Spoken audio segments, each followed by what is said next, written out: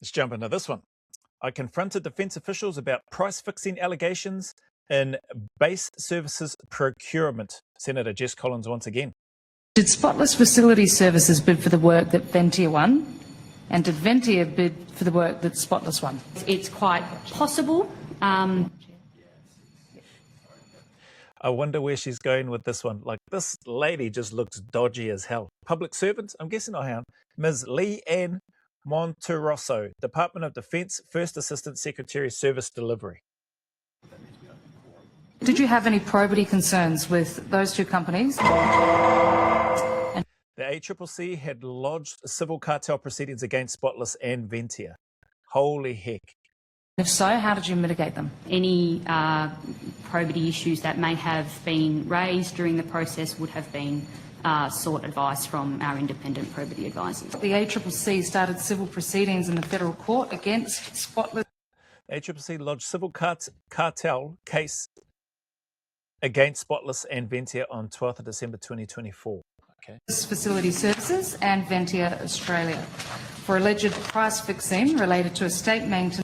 At the same time, Spotless and Ventia were negotiating multi-billion-dollar contracts for base services. Far out. As I said in one of my other videos there in the comments, is this one of those Labour-led CFMEU organised crime corruption collaborations? Maintenance and operation services for the Department of Defence. You still went ahead and awarded them both multi-billion-dollar defence estate maintenance and operation. Wow, so while that's happening, they're still awarded these contracts. Spotless was awarded contract 3.05 billion, Ventia awarded 2.7 billion. Far out. Services contracts months later. Did you conduct an internal investigation into the... Just 9 months after the price-fixing allegations arose. You can't tell me this isn't a stitch-up, eh? Like, somebody is taking the piss and raking in millions, dare I say billions of dollars.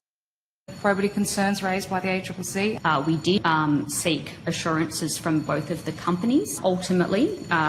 Hang on. He sought assurances from both of the companies. That's like asking the criminal if they're guilty, right? They're going to say, no, I'm not guilty. We did continue with the procurement process, which you've outlined did result in them both being awarded contracts. Defence is an affected party in this. Look at her. Defence is an effective party. An affected party, I think is what she said. Trying to say that with a straight face. She seems to be doing all right, but she just looks like she is lying through her bloody four eyes. Particular issue, and the matter is still before the court. Is it the case that there's actually nobody else to award it to? Is that... So would you award that many billions of dollars in contracts to an organisation or two organisations that have got pretty serious charges and an investigation underway happening with them? How does that work? The Base Services Transformation Program consolidated the majority of defence-based services into 14 conglomerates, sharing more than $14 billion over 6 years. Holy heck. No, so despite the fact that they were taken to federal court for cartel allegations, you still awarded these multi-billion-dollar... Each of the proponents are... Who's this bloody twat? This is the where would they buy them from light bulb blinking muppet. Ms. Celia Perkins, Department of Defence Deputy Secretary, Security and Estate. What the hell, man? Just this old elbows blinking, old wives club just getting together and blinking, ripping the Australian people off. Strenuously defending the charges, and they have the right to do so. Just the comment, of course they are. You'd like to think that they would be strenuously defending if they've got nothing to hide, but even then, even if they have got something to hide, they're going to be looking to try to strenuously defend them if they've got an opportunity to get another several $billion, right? Ventia and Spotless both deny the allegations. Of course they will. And we will, of course, wait for the outcome of the ACCC. They each got a split of $5.75 billion. They each got a split of that. Holy heck. And this lady, I've just heard her say, we will obviously wait for the outcome of the ACCC.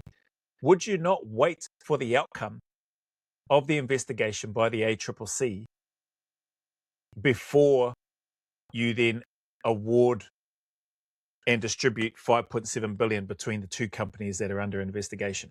I don't know. Maybe that's just me. Maybe that's just not how things roll in that space. It must be all right to just award billions of dollars to a couple of companies who, when you ask them, tell you that they are strenuously denying the allegations, give me the money, and then they just go, oh, okay, that must be all right. Here you go.